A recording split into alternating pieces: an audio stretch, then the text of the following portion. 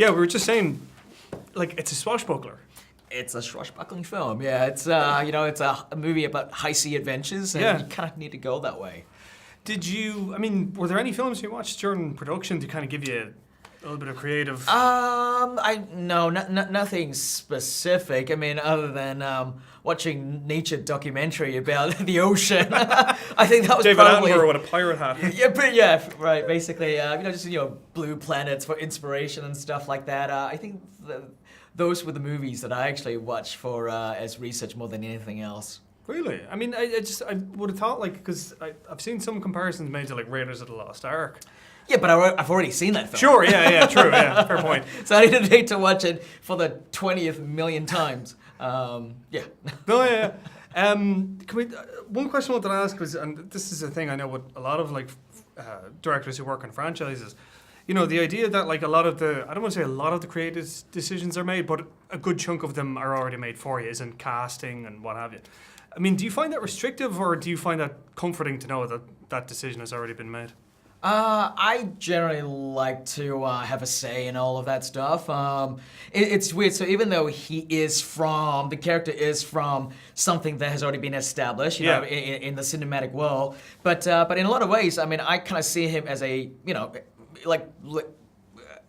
it's not really a franchise just yet. Yeah, sure. You know what I mean? Like, if Aquaman works, and then if there's another one, then it becomes a franchise. But it's not yet. It's just it's a first-off, one-off movie with this particular character, and I got to do a lot of things that were just uniquely to this film. Yeah.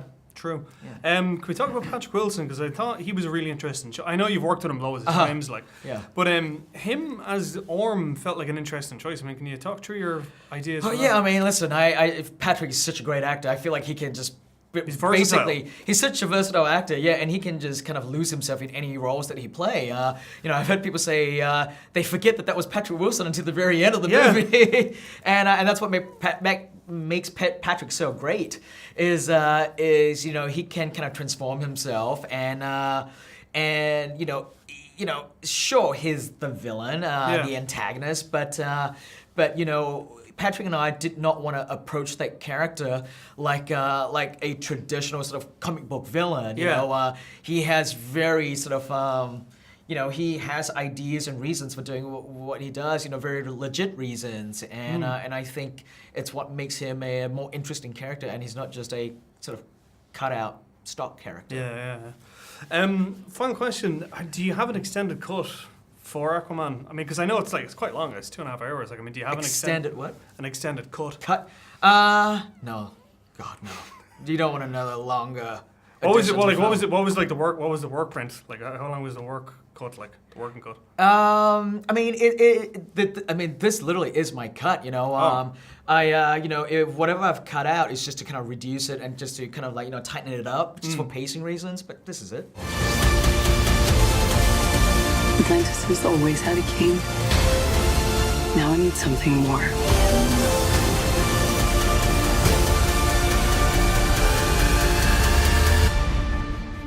But what could be greater than a king?